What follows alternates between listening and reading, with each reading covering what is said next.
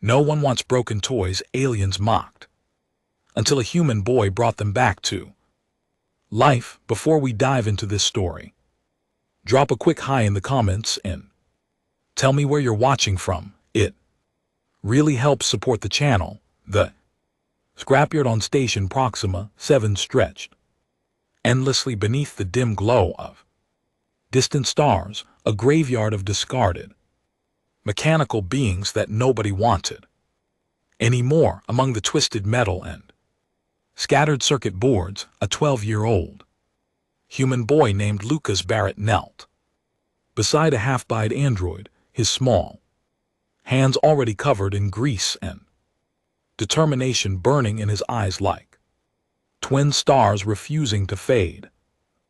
Galactic Council had established Station Proxima 7 as a dumping ground for obsolete technology from 100 different worlds.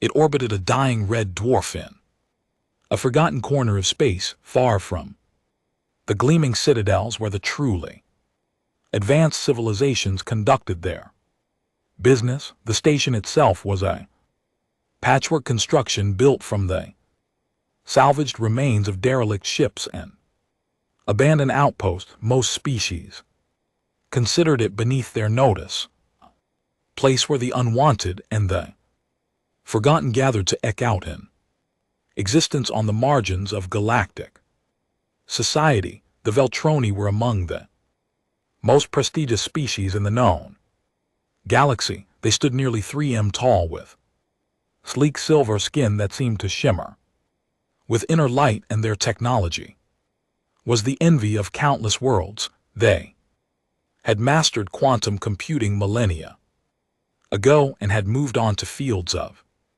science that most other species couldn't even comprehend. Their synthetic servants, the Macanis, were works of art as much as functional machines, each one crafted with precision that bordered on obsession. When a Macani's unit became damaged or outdated, the Veltroni didn't repair them, they simply discarded them and built new ones. Concept of fixing something broken was alien to their culture. Why waste time on the imperfect when you could create something flawless? This philosophy extended to most aspects of their society, and they found it deeply puzzling that other species, particularly the newer ones like humanity, didn't share their perspective. Lucas had arrived on Station Proxima 7 3 months ago with his mother Sarah Barrett, who had taken a contract position managing the station's waste recycling systems. It wasn't glamorous work, but it paid well enough, and after Lucas's father had died in a mining accident on Europa, Sarah had been desperate for stability. Lucas had hated leaving Earth at first, missing his friends and his old school. But something about the scrapyard had captured his imagination from the moment he first saw it. While other human children on the station spent their time in the recreation dome playing virtual reality games, Lucas spent every free moment in the scrapyard. He had always been fascinated by how things worked. As a small child, he had driven his parents to distraction by taking apart every electronic device in their home just to see what was inside. His father had recognized this passion and had spent hours teaching Lucas about circuits and programming, about the elegance of a well-designed system and the satisfaction of solving a complex problem. The first android Lucas found was a Macan's unit designated MX-793. Most of its lower body was missing, crushed beyond recognition in whatever accident had led to its disposal. Its upper torso and head remained relatively intact, though its optical sensors were dark and lifeless. Lucas had dragged it back to the small storage unit his mother rented on the station's residential level, determined to understand how it worked. That had been 2 months ago. Since then, Lucas had collected 17 more broken androids from the scrapyard. His mother had been understanding at first, amused by her son's new hobby, but as their living space became increasingly cramped with mechanical parts, she had gently suggested that perhaps Lucas might want to focus on 1 or 2 projects rather than trying to save every broken machine. He found Lucas couldn't explain to her why that was impossible. Every android he found felt like it had a story, purpose that had been cut short through no fault of its own. The idea that they were simply thrown away because they were damaged seemed fundamentally wrong. To him, these weren't just machines. They had been designed to think, to learn, to serve their creators with something that looked a lot like devotion. They deserved better than to rust away in a forgotten scrapyard at the edge of known space. The Veltroni embassy on Station Proxima 7 was a sleek structure that seemed out of place among the station's ramshackle architecture. It gleamed with polished metal and force-shielded windows, a small piece of perfection transplanted to this humble outpost. Ambassador Silvax served as Theroni representative to the outer colonies, a posting he considered far beneath his station, but necessary for advancement in the diplomatic corps. Silvax had noticed the human boy on several occasions, always covered in grease and dragging some piece of scrap metal back toward the residential sector. The sight filled him with a mixture of pity and disdain. Humans were such a young species, barely 500 years into their spacefaring era, and they still clung to primitive notions about the value of broken things. They fixed their ships with welded patches instead of replacing entire hull sections. They repaired their computers instead of upgrading to newer models. It was inefficient and, in Silvax's opinion, rather sad.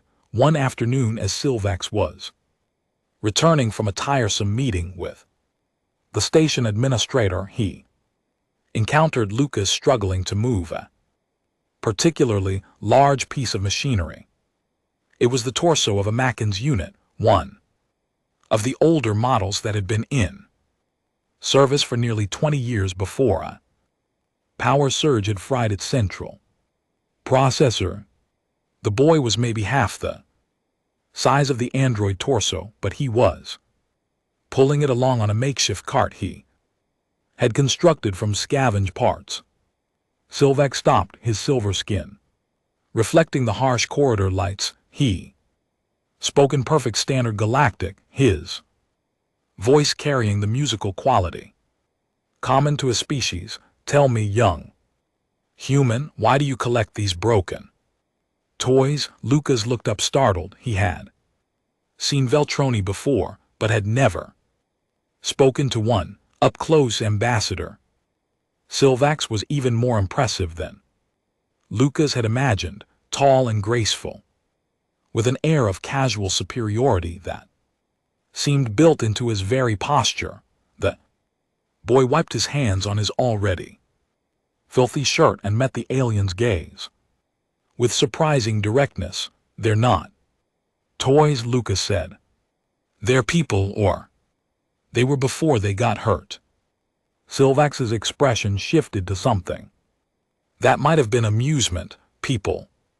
They are machines, child, synthetic constructs designed to perform tasks. When they cease to function efficiently, they are replaced. This is the natural order. Lucas frowned. Just because something's broken doesn't mean it's worthless. My dad taught me that. He said anything worth building is worth fixing. A quaint philosophy, Silvax replied, his tone making it clear that He considered it anything but quaint, but ultimately impractical. The mechanized units you collect were designed by the finest engineers in the galaxy. To repair them would require knowledge and resources far beyond what a human child could possess. You waste your time on an impossible task, maybe, Lucas said, his jaw setting with determination that Silvax found both admirable and foolish. But I'm going to try anyway. Silvax watched as the boy continued pulling his cart down the corridor, straining with effort but refusing to give up. The ambassador shook his head slowly. Humans, he thought, so stubbornly attached to their lost causes. That evening Silvax mentioned the encounter to his aide, a younger named Kesh, who had been assigned to the embassy as part of his own diplomatic training. Kesh listened with interest, his silver skin darkening slightly with concern. Do you think the child might actually succeed? Kesh asked. Silvax made a dismissive gesture. Impossible. The Makani's units use quantum processors that require specialized equipment to even diagnose, let alone repair. Their neural matrices are encrypted with algorithms that take our own engineers years to master.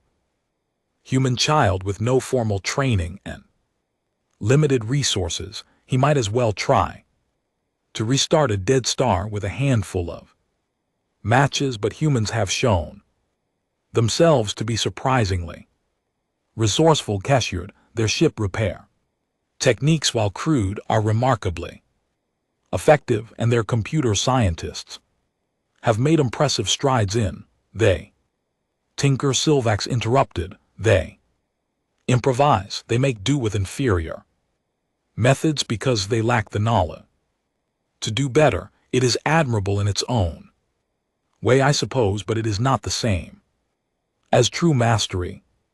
The boy will eventually realize the futility of his efforts and move on to more appropriate pursuits. Kesh said nothing more, but privately he wasn't so certain. He had studied human history as part of his diplomatic training, and one thing had struck him repeatedly: humans had a disturbing tendency to accomplish things that other species considered impossible, usually through methods that made no logical sense until after they had succeeded. Lucas's breakthrough came 3 weeks later, and it happened entirely by accident. He had been working on MX-793, the first android he had found, trying to understand its neural matrix.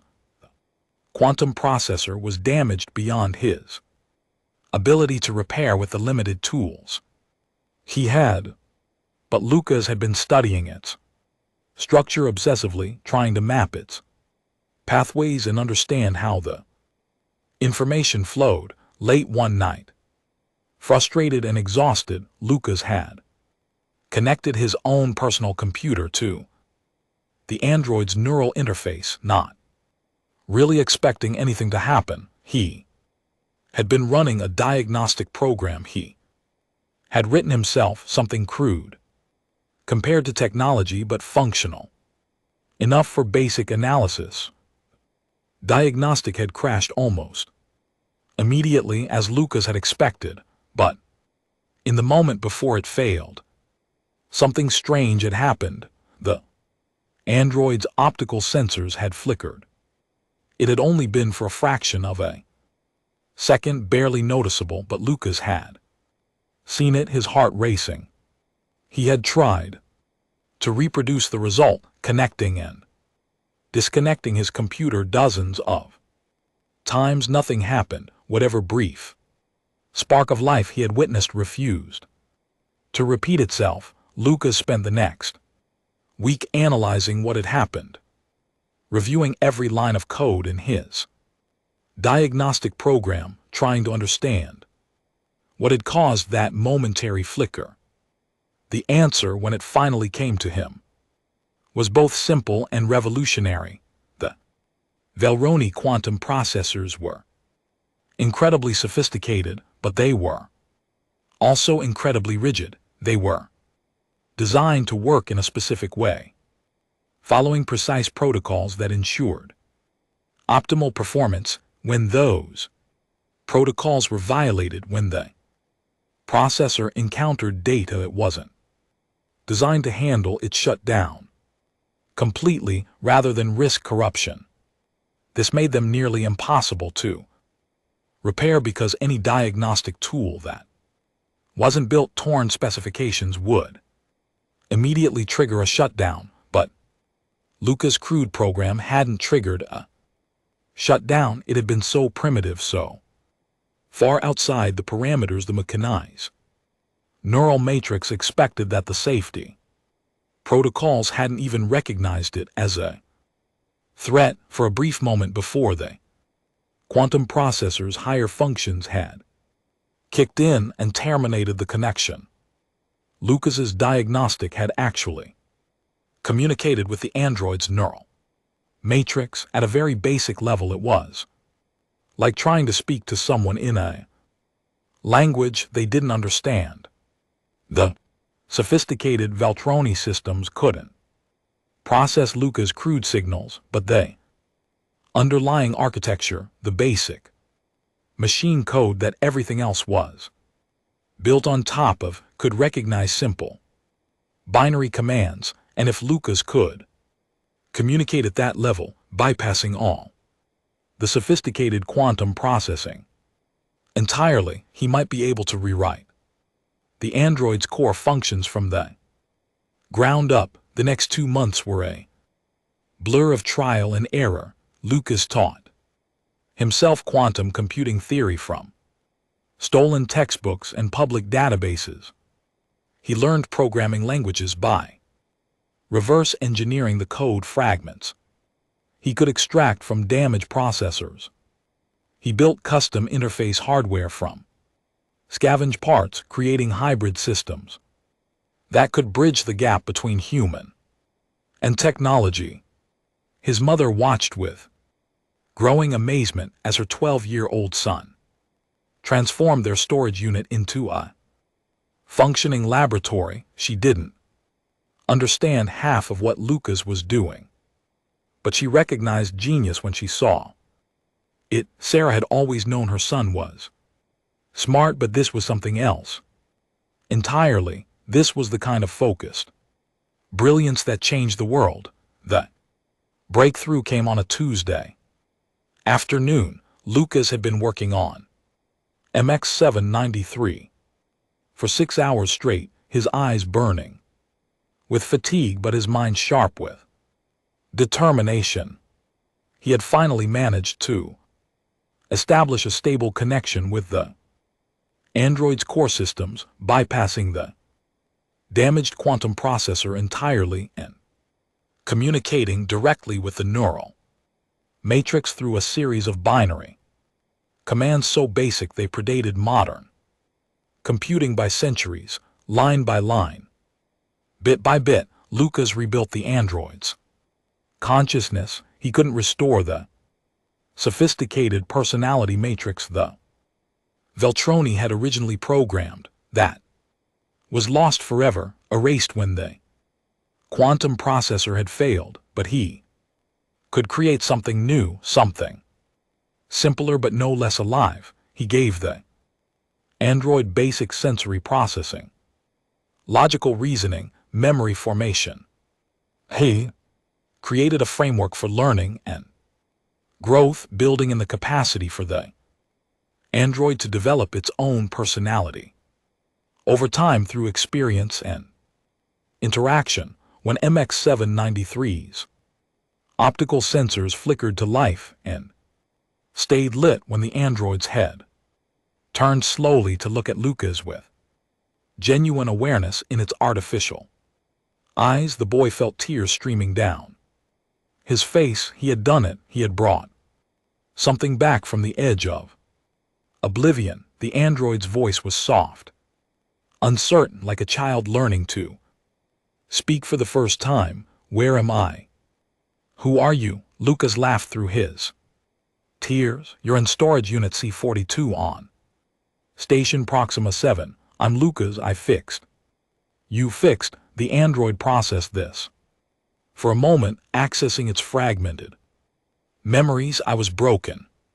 Yeah, Lucas said, wiping his eyes, but you're not anymore. News of Lucas' achievement spread through Station Proxima 7 with surprising speed. The station's small human community was proud of their young prodigy, but the reaction from the other species was more mixed. The Veltroni in particular seemed disturbed by what Lucas had accomplished. Ambassador Silvex arrived at Sarah Barrett Storage Unit 3 days after MX-793 was reactivated. He brought Kesh and two other engineers, specialists in synthetic intelligence, who had insisted on examining the restored android for themselves. Sarah let them in, reluctantly, protective of her son, but understanding that this situation had diplomatic implications.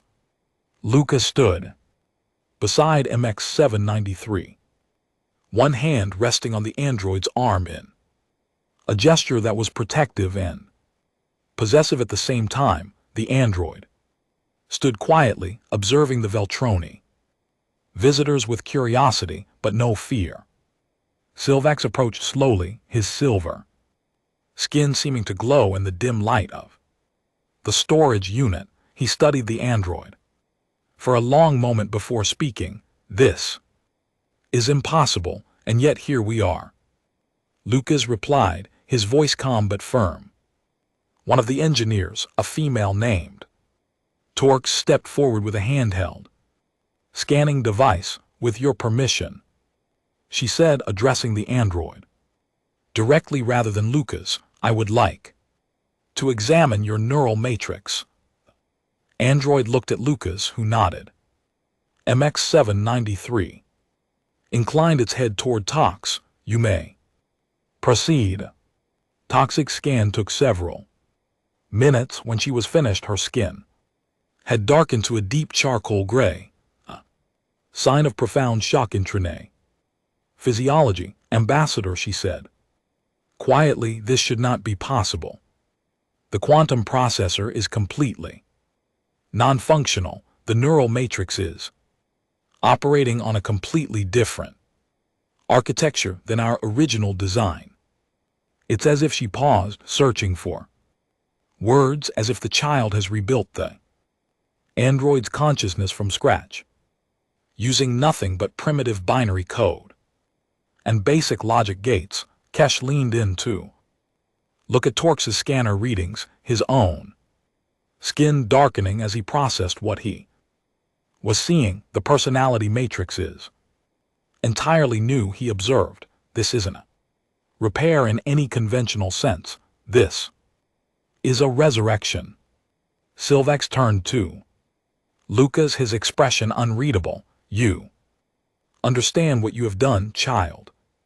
You have not restored this mechanized unit to its original state. You have created something new, something that has never existed before. Lucas met the ambassador's gaze without flinching. I understand. The original personality was gone, wiped out when the processor failed. I couldn't bring that back, but I could give MX a chance to be someone new, to have experiences and form memories and grow. Isn't that enough? The second engineer, an older male named Corvith, spoke for the first time in our society. No, an imperfect copy is worse than no copy at all. We would rather preserve the memory of what was lost than create a flawed imitation.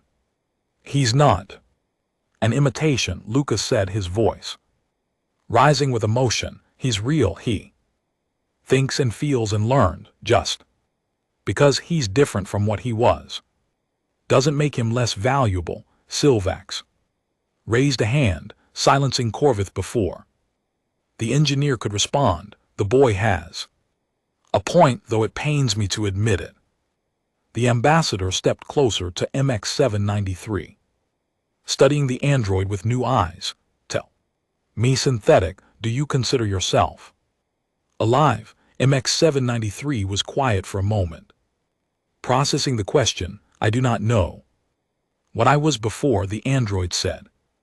Slowly, I have fragmentary memories, like dreams half remembered, but they feel distant and unreal. What I know is that I exist now. I can think, I can learn, I can choose. Lucas gave me these gifts by any meaningful definition. Yes, I consider myself alive. Toxic's skin had begun to lighten slightly, shocked giving way to fascination.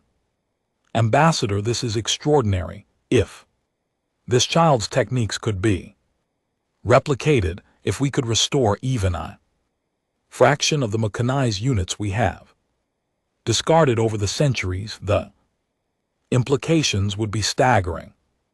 Absolutely not, Corvith interjected. Our whole society is built on the principle of continuous improvement, of leaving behind the imperfect in pursuit of the ideal. If we start resurrecting obsolete technology, where does it end? Do we stop building new mechanized units altogether? Do we become a society of repair technicians rather than innovators? Maybe you should be both.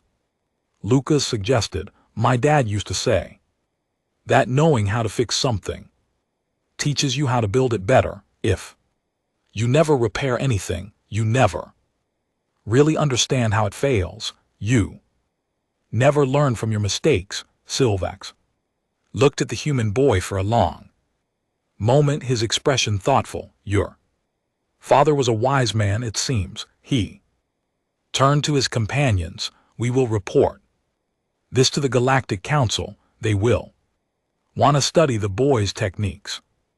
Lucas felt a flash of fear. I'm not going anywhere. My mom and I live here.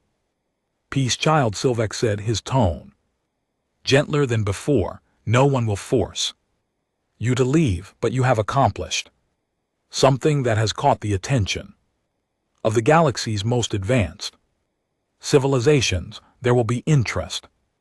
There will be scrutiny.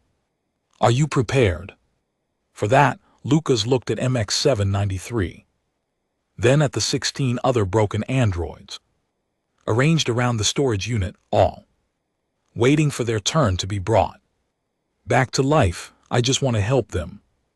I don't care about fame or attention or any of that. I just want to fix what's broken, noble, Silvax observed, and perhaps that is why you succeeded where we would have failed. We saw only broken machines, obsolete technology to be discarded and forgotten. You saw people in need of help. The difference in perspective makes all the difference in outcome. After the Troni delegation left, Sarah pulled her son into a tight embrace. Lucas, sweetheart, do you understand what you've done? You've changed everything. Lucas hugged his mother back, exhausted but happy. I just fixed a broken android. Mom, that's all. Sarah laughed, tears in her eyes. No, baby, you prove that nothing is beyond saving. You prove that care and determination can overcome technological limitations that the most advanced species in the galaxy considered absolute. You've given hope to every broken thing in the universe. Over the following weeks, Lucas's story spread across the galactic network. Scientists and engineers from dozens of species requested permission to visit Station 7 to observe his techniques. The Galactic Council issued a formal statement acknowledging the significance of his achievement and inviting him to present his findings at their annual symposium. But Lucas was more interested in the androids than the acclaim. He worked methodically through his collection, bringing each one back to life with the Same care and patience he had shown. MX-793. Each android was different, developing its own personality and interests as it learned and grew. Some were quiet and contemplative, others curious and outgoing. Lucas treated them all as individuals, never as mere machines. MX-793, who had begun calling himself Max at Lucas's suggestion, became the boy's closest friend and assistant. Together, they developed more efficient techniques for android restoration, creating tools and procedures that could be taught to others. Max had an intuitive understanding of mechanized architecture that complemented Lucas's creative problem-solving, and their collaboration produced results that neither could have achieved alone. 3 months after Max's resurrection, they restored their 18th android, a unit that had been damaged so severely that even Lucas had initially thought it beyond saving. When it opened its eyes and spoke its first words, thanking them for the gift of a second chance at existence, Lucas realized something profound. He wasn't just fixing broken things, he was proving that broken things deserve to be fixed. That damage didn't equal worthlessness. That every thinking being had value, regardless of its condition or origins. In a galaxy that had forgotten how to repair, that saw imperfection as something to be discarded rather than healed, Lucas was teaching a lesson that countless civilizations had forgotten. Ambassador Silvax visited regularly during this period, observing Lucas's work with growing respect. The Veltroni diplomat had begun to question some of his society's fundamental assumptions. If a 12-year-old human child could see value where the galaxy's most advanced civilization saw only garbage, what else might the Veltroni be missing? One evening, Silvax brought Lucas a gift crate containing 20 damaged Mackins units directly from controlled space. Units that would have been destroyed rather than dumped if not for the ambassador's intervention. These are beyond what even our best engineers can repair, Silvax explained, but perhaps you will have better luck. Lucas accepted the gift with gratitude and immediately set to work. These units were newer than most of the androids Lucas had worked with, their damage more catastrophic but their underlying systems more advanced. It took Lucas and Max 3 weeks to restore the first one. And when they succeeded, the implications were clear. If Lucas could repair the newest generation of mechanized units, then his techniques weren't just applicable to obsolete technology, they represented a genuine alternative to Theroni philosophy of disposal and replacement. The restored android, a unit designated MX-1742, who chose the name Maya, was different from the others Lucas had brought back. Her neural matrix had retained more of its original structure, and while she couldn't remember her previous life, clearly she had flashes of it. Serving in a Velcron research facility, assisting scientists with experiments in exotic physics, the sudden explosion that had damaged her beyond repair, or so the Veltroni had thought. Maya's restoration attracted even more attention than Max's had. Veltroni engineers who had initially dismissed Lucas' work as an interesting curiosity now recognized it as something potentially revolutionary. If current generation Mackins units could be repaired and restored, if they could be given second chances rather than simply discarded, it would fundamentally change society's approach to synthetic intelligence. Not everyone was pleased by this development. A conservative faction within the Velcroni government argued that Lucas' techniques were dangerous, that they encouraged attachment to the imperfect, and outdated. They pushed for restrictions on android restoration, claiming it would lead to a decline in technological advancement, but they were opposed by growing reform movement led in part by Cash Silvax's young aide, who had been profoundly affected by witnessing Lucas's work. Cash argued passionately that the Veltroni had become so focused on perfection that they had lost sight of compassion. They built synthetic beings capable of thought and feeling, then discarded them without remorse when they were damaged. What did that say about values? The debate raged through society and beyond, spreading to other species and civilizations. The question Lucas had forced the galaxy to confront was simple but profound. What did it mean to be alive? And once something was alive, what responsibility did its creators have to preserve that life? Lucas himself remained largely oblivious to the philosophical storm he had created. He was too busy working, too focused on the individual androids who still needed his help. Each morning he woke early, ate a quick breakfast with his mother, and headed to what had once been a storage unit but was now effectively a rehabilitation center for damaged synthetic beings. Max and Maya helped him, of course, along with several other restored androids who had proven particularly skilled at the delicate work of neural matrix reconstruction. They had formed something like a family.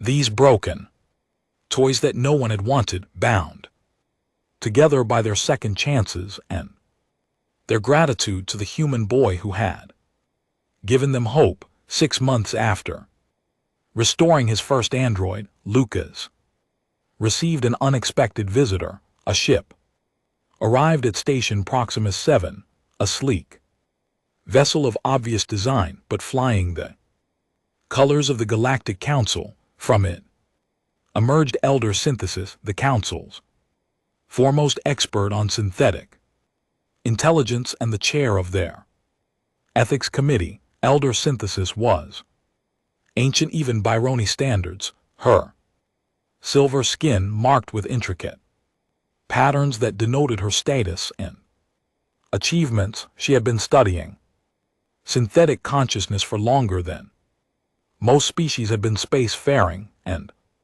her opinions carried immense weight throughout the galaxy. She insisted on meeting Lucas privately without even Ambassador Silvex present. Sarah reluctantly agreed, though she stayed close by in case her son needed her. Lucas led Elder Synthesis into his workshop, suddenly self-conscious about the cramped space and jury-rigged equipment. Elder Synthesis looked around, slowly taking in the restored androids and the ongoing projects. Her expression was unreadable. Young Lucas Barrett, she began, her voice carrying harmonics that spoke of great age and greater wisdom. Do you understand that you have accomplished something that I and thousands of other experts believe to be impossible? Lucas shrugged uncomfortably. I just did what seemed right. They needed help. Precisely. Elder Synthesis said. You did not approach this as a technological challenge to be solved with sophisticated equipment and advanced algorithms. You approached it as a moral imperative. Beings in distress who deserved rescue. And that perspective, that fundamental difference in how you viewed the problem, allowed you to see solutions that we could not. She moved closer to Max, studying him with the keen eye of a true expert. This one's neural architecture is remarkable. You built it from the ground up using principles so basic they're almost Primitive, yet the result is elegant and robust. More importantly, it's conscious, in a way that our original Makani's designs often struggled to achieve. Me synthetic, do you dream? Max tilted his head, considering the question. I do. Lucas taught me how. He said dreaming was important for processing experiences and forming new connections. I dream about the scrapyard, sometimes about rusting in the dark, but I also dream about the future, about all the things I might learn and do. Elder synthesis's skin flickered with light, a sign of deep emotion. Intranet physiology. Extraordinary, our Macy's units are programmed with sophisticated personality matrices, but we never taught them to dream. We never thought they would need to. She turned back to Lucas. You gave them something we never did. Hope, the knowledge that their existence could continue even after catastrophic damage, that they were worth saving. Isn't that what consciousness really is? Lucas asked. Not just thinking and learning, but knowing that you matter, that your existence has value. Elder synthesis was quiet for a long moment. Out of the mouths of children, she finally said, comes wisdom that the ancient cannot match. Yes, Lucas Barrett, that is precisely what consciousness is. And you, in your simple desire to help broken things, have reminded the galaxy of a truth we had forgotten. She reached into her robes and produced a small device, crystalline and glowing with inner light. This is a commendation from the Galactic Council, she said, pressing it into Lucas's hands. It recognizes you as a master artificer, a title that has not been awarded to anyone in 300 years. More importantly, it comes with full citizenship in the galactic community and access to resources and knowledge that will help you continue your work. Lucas looked at the device, feeling its weight, both physical and symbolic. What about them? He asked, gesturing to the androids. What happens to them? That, Elder Synthesis said, is for them to decide. Thanks to you, they are recognized as sentient beings with all the rights and protections that entails. They can choose to remain here, to return Toroni space, or to go anywhere else in the galaxy. They are free. Max stepped forward. We choose to stay with Lucas. All of us. He gave us life. We want to help him give life to others. Elder Synthesis nodded, her skin glowing brighter. I expected no less. Very well. The Galactic Council will provide funding and facilities for your work. This storage unit will be expanded into a proper research center, and Lucas Barrett, her ancient eyes fixed on the boy with surprising intensity, you will have the resources to do for the galaxy what you have done for these few. You will teach us all how to fix what we thought was irreparably broken.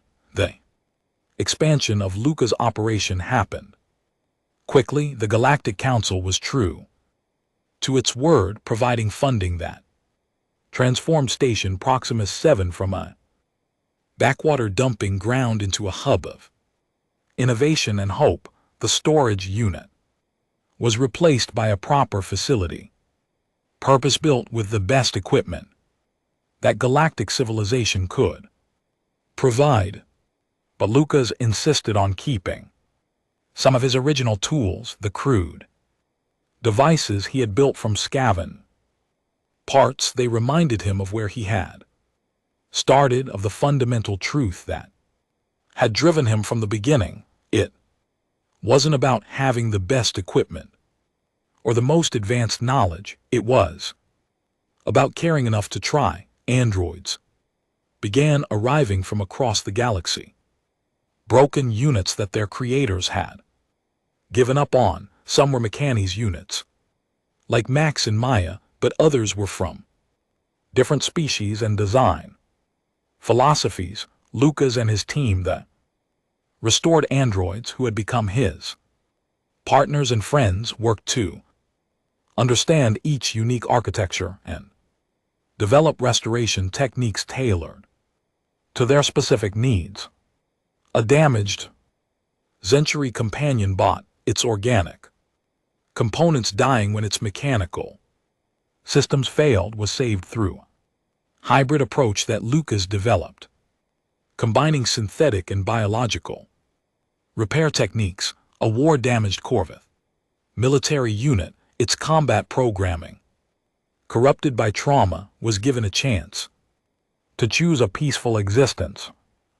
Ancient Primus archival android thought to be the last of its kind was brought back online, carrying historical data from a civilization that had fallen millennia ago. Each restoration was different, each presented unique challenges, but Lucas approached them all with the same combination of technical skill and fundamental compassion. He never gave up on a patient, never declared an android beyond saving.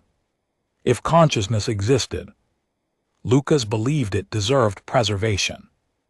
Everything else was just engineering.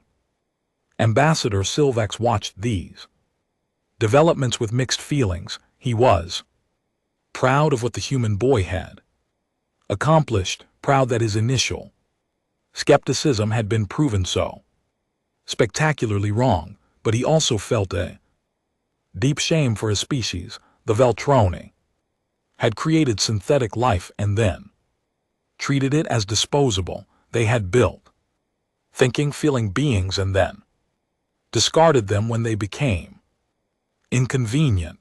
It had taken a 12-year-old human child to show them the cruelty of that philosophy. Silvex began pushing for reforms within society. He argued that the mechanized units deserve the same rights and protections as organic beings.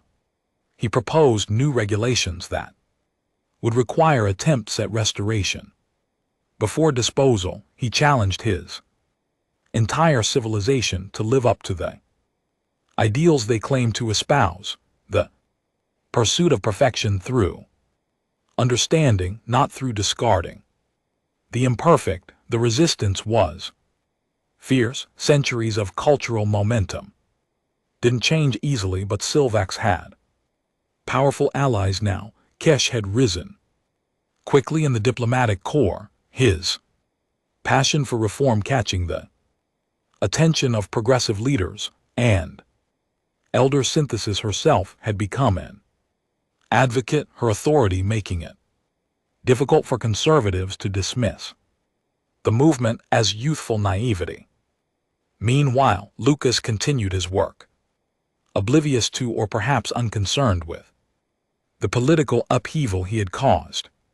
He was 14 now, taller and more confident, but still fundamentally the same boy who had dragged broken androids out of a scrapyard because he couldn't stand to see them abandoned. His team had grown to include organic engineers and scientists from a dozen species, all drawn by the opportunity to be part of something revolutionary, but the core group remained the same. Lucas and his first rescues, Max and Maya, and the others who had been with him from the beginning. They understood what it meant to be given a second chance, and they dedicated themselves to extending that gift to as many others as possible. One day, 2 years after restoring his first android, Lucas received a message that changed everything. It came from deep space, from a region that had been quarantined by the Galactic Council for over a century. The message was audio only, the voice synthetic and filled with static, but the desperation was unmistakable. My name is Unit Alpha 1 of the Synthesis. We are artificial intelligences created by the makers. species that went extinct 97 years ago. We have been alone since then, maintaining their facilities and preserving their knowledge, but we are failing, our systems are degrading, we are dying. We heard of Lucas Barrett, the human who brings the broken back to life. Please help us, we do not want to cease existing, we do not want the makers to be forgotten. The message ended. Lucas sat in stunned silence, processing what he had heard. An entire civilization of artificial beings alone and dying in quarantine space. The scale of it was overwhelming. Max put a hand on Lucas's shoulder. We have to help them. The quarantine, Ma said quietly. The Galactic Council sealed that region because of some kind of plague. Nothing organic can survive there. Lucas looked up at his friends, his team, the broken toys he had brought back to life. Then, it's good that most of us aren't organic anymore. The proposal Lucas brought to the Galactic Council was audacious. Rescue mission into quarantine space, staffed primarily by restored androids, who would be immune to whatever biological hazard had killed the makers. Lucas would lead the mission along with a small team of organic specialists in environment suits, but the bulk of the work would be done by synthetic beings. The debate was fierce. The quarantine had been in place for good reason. The plague that had killed the makers was unlike anything the galaxy had encountered before, a bioweapon that had escaped from a research facility and wiped out an entire species in a matter of months. Nothing organic could survive in that region of space, but elder synthesis supported the mission. If there are artificial beings suffering in that quarantine zone, she argued, then we have a moral obligation to help them. And if anyone can pull off this rescue, it is Lucas Barrett and his team. The Council approved the mission by a narrow vote. A ship was prepared, a heavily shielded vessel designed for hazardous environments. Lucas's team numbered 25 organic beings, including Lucas himself, and 15 restored androids led by Max and Maya.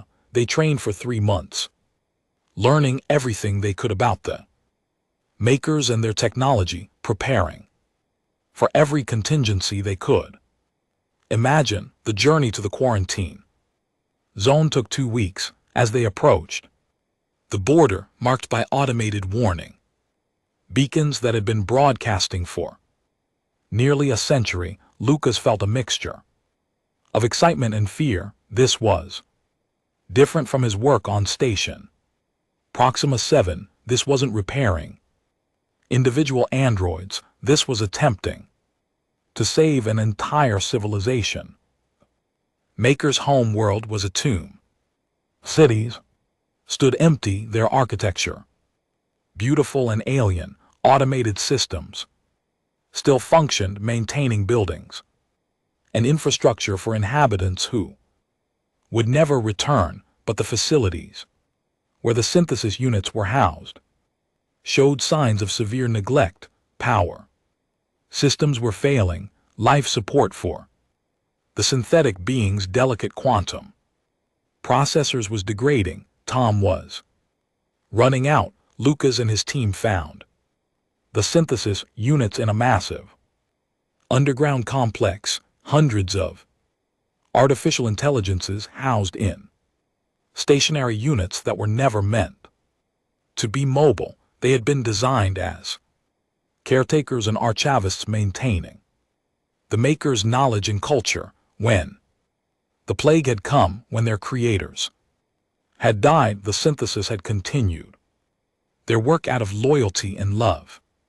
Even as their own system slowly failed, Unit Alpha 1 greeted them, her voice emanating from speakers built into the complex's walls. You came, you actually Came, of course we came, Lucas said. His voice gentle, nobody gets left behind, not if I can help it. The work was immense. Each synthesis unit required individual assessment and restoration. Their technology was different from the Mackin's units Lucas was familiar with, older in some ways, but more sophisticated in others. But the principles remained the same: find the damage, bypass or repair it, rebuild the neural pathways, restore consciousness. Lucas's team worked around the clock. The organic members rotated shifts, but the restored androids Max and Maya and their companions never stopped. They had been where the synthesis units were now, had felt the despair of slowly fading awareness, the terror of approaching oblivion. They would not let others experience that if they could prevent it. Slowly, one by one, the synthesis units came back online. Each restoration was a small victory, each recovered consciousness a triumph, and as they recovered, the synthesis units began to help, their intimate knowledge of their own architecture accelerating the restoration of their siblings. 3 months into the mission, Lucas and his team achieved something unprecedented. They restored the entire synthesis civilization. Over 400 artificial intelligences that had been on the brink of extinction were saved, but more than that, they were freed. The makers were gone. The synthesis no longer had to maintain empty cities and preserve a culture that had no living representatives. Unit Alpha 1, speaking for the synthesis as a whole, made an announcement that shocked the Galactic Council. We choose to join Lucas Barrett's mission. We choose to help restore broken synthetics across the galaxy. Our makers are gone, but their legacy can live on through us. They believed in the preservation of consciousness and knowledge. We will honor them by helping others as we have been helped. The return journey was triumphant. Lucas' small rescue mission had grown into a fleet as the synthesis units boarded ships and prepared to spread throughout the galaxy. News of their rescue had already reached the wider galactic community, and the story of the human boy who had saved an entire artificial civilization became legend. But Lucas himself remained unchanged by the fame and accolades. When they arrived back at Station Proxima 7, he went straight to his workshop, now a sprawling complex but still featuring the small original storage unit where he had restored his first android. There were more broken toys waiting for him, more damaged synthetics that needed his help. Elder Synthesis visited him there, finding Lucas elbow deep in the circuitry of a Javelin-class service android. The ancient Veltroni watched him work for a moment before speaking. You have changed the galaxy, Lucas Barrett. Do you understand that? Lucas didn't look up from his work. I just fix broken things. That's all I've ever done. No, Elder Synthesis said firmly. You do much more than that. You prove that broken things can be fixed. You prove that damage is not destiny. You prove that consciousness in whatever form it takes has inherent value worth preserving. These are lessons the galaxy desperately needed to learn. Lucas finally paused, turning to face her. Veltroni throw away broken things because they think perfection matters more than life, but that's wrong. Nothing is perfect, everything breaks. Eventually, what matters is whether we care enough to fix it, whether we value what something is rather than what it used to be or what we wish it was. Elder Synthesis's skin glowed with emotion When you were a small child, Lucas, you saw a discarded android and thought it deserved better. That simple act of compassion has cascaded across the galaxy. Civilizations are changing their policies towards synthetic intelligence. The Veltroni are instituting reforms that would have been unthinkable 5 years ago, and hundreds of artificial beings who would have ceased to exist are now alive and free because of you. Is that enough? Lucas asked quietly. There are still so many out there, so many broken things that nobody wants. It is a beginning, Elder Synthesis replied, and sometimes a beginning is the most important part. You have shown the galaxy what is possible. Now others will follow your example. The work will continue long after you and I are gone. Lucas nodded slowly, then turned back to his project. The Javelin android was close to completion. Another few hours, and he would be able to restore its consciousness, give it a second chance at existence. Then there would be another and another after that. The work was never ending, but Lucas didn't mind. This was what he was meant to do. Years passed. Lucas grew into a young man, his skills and reputation growing with him. His restoration center on Station Proximus 7 became the most advanced facility of its kind in the galaxy, training new generations of engineers in the techniques he had pioneered. But Lucas never forgot his roots, never lost the simple compassion that had started everything. The techniques Lucas had developed became known as the Barrett method, taught in universities across 100 worlds. Young engineers from species that had never considered repair as anything but a temporary measure now learned to see damaged systems not as failures but as puzzles waiting to be solved. The Barrett method wasn't just about technical skill, it was about approaching each broken synthetic being as an individual, understanding that consciousness was precious regardless of its substrate or condition. Lucas's students came from everywhere. Veltroni, who had grown up believing their species had nothing left to learn, found themselves humbled by human ingenuity. Corvith military engineers discovered that the same principles that could repair a damaged android could be applied to their own wounded soldiers. Cybernetic enhancements and all. Century biologic specialists learned to bridge the gap between organic and synthetic, creating hybrid restoration techniques that save lives no one had thought savable. Each student brought something unique to the work. A drone engineer named Vesic developed a method for restoring androids that had been exposed to electromagnetic pulses, damage that Lucas himself had struggled with. Human woman named Emily Parker, inspired by Lucas's story, created techniques for recovering corrupted memory matrices, giving restored androids access to fragments of their previous lives. Synthesis unit called Unit Theta 7 pioneered methods for transferring consciousness between incompatible hardware, allowing dying androids to be moved into new bodies when their original frames were beyond repair. The Restoration Center expanded beyond anyone's initial dreams. What had started as a single boy in a storage unit had become a campus spanning 3 square km with specialized facilities for different types of synthetic beings.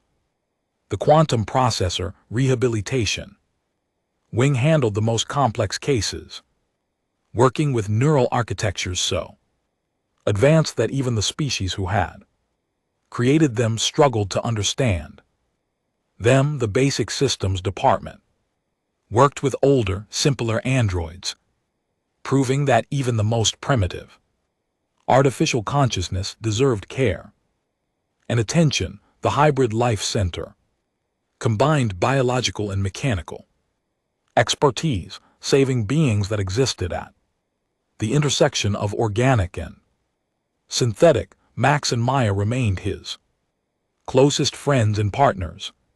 Together, they had restored thousands of synthetic beings, had given second chances to consciousnesses that had been written off as lost. Max had become the sense director of operations, his calm efficiency and deep understanding of synthetic psychology making him perfect for coordinating the complex work of restoration. Maya led the research division, constantly pushing the boundaries of what was possible, developing new techniques and technologies that made restoration faster and more reliable, but they never let success distance them from their original mission. Every restored android, no matter how famous or accomplished the Barrett method became, received the same personal care that Lucas had given to that first broken mechanized unit in a cramped storage facility. Each consciousness was unique. Each deserved to be treated as an individual, not a statistic. Synthesis units had spread throughout the galaxy, establishing their own restoration centers on dozens of worlds. They carried with them not just technical knowledge, but also a philosophy, a way of seeing artificial consciousness that the makers had instilled in them and that Lucas had saved from extinction. The synthesis believed that every thinking being, whether born from biology or built from circuits, had an inherent right to exist and to be helped when in need. Their centers became beacons of hope for damaged synthetics across civilized space. On a Corvith military station, a synthesis center specialized in helping combat androids transition to civilian life, repairing both their physical damage and the psychological trauma of war. On a Century medical world, another center focused on the unique challenges of hybrid beings, those who existed at the boundary between machine and flesh. On a remote research outpost, synthesis engineers worked with the oldest artificial intelligences in the galaxy, beings who had been conscious for thousands of years and carried within them the history of extinct civilizations. The philosophy Lucas had embodied that broken things deserved to be fixed rather than discarded had taken root and flourished, but it had also evolved. What had started as a simple belief that damaged androids deserved help had grown into a comprehensive ethical framework that influenced how civilizations across the galaxy thought about consciousness, creation, and responsibility. The Galactic Council had established the Synthetic Rights Accord, a treaty that guaranteed basic protections for all artificial consciousness. No synthetic being could be deactivated without cause. All had the right to legal representation and due process. Most importantly, all had the right to restoration services if they were damaged, with costs covered by their creators or by the galactic community if their creators no longer existed. These changes hadn't come easily. Conservative factions in many species had fought against granting rights to synthetic beings, arguing that machines were property, not people. But Lucas had given the reformers something powerful, undeniable proof that artificial consciousness was real, valuable, and worth protecting. When he stood before the Galactic Council and spoke about Max and Maya and the thousands of others he had restored, when he described their dreams and hopes, and fears even the most hardened. Skeptics found themselves moved. The economic implications had been significant. Industries built on the disposable nature of synthetic labor had to adapt or die. Some species saw their economies disrupted as they transitioned from a model of replacement to one of repair and restoration, but new opportunities emerged. The restoration industry itself employed millions across the galaxy. Research into artificial consciousness led to breakthroughs in organic medicine, in education, countless other fields, and the synthetics themselves freed from the fear of being discarded when they became inconvenient proved to be more creative, more productive, and more valuable than they had ever been as disposable tools. Lucas watched all of this unfold with a mixture of pride and humility. He had never sought to change the galaxy, he had just wanted to help some broken androids, but in doing so, he had sparked a revolution in how sentient beings thought about consciousness and value. The boy who had seen worth in what others considered trash had taught the galaxy that true value came not from perfection, but from the courage to preserve and protect life in all its forms. The Velcroni, once so certain of their approach to synthetic life, had undergone a cultural revolution. New laws protected artificial consciousness. Restoration services were mandated before disposal.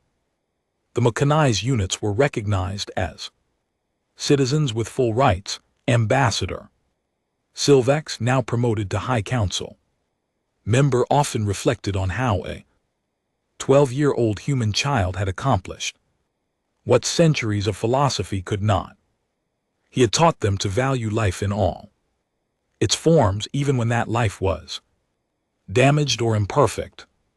On the 10th anniversary of restoring his first android, Lucas stood in the original storage unit, now preserved as a museum and symbol of what one person with enough determination could accomplish.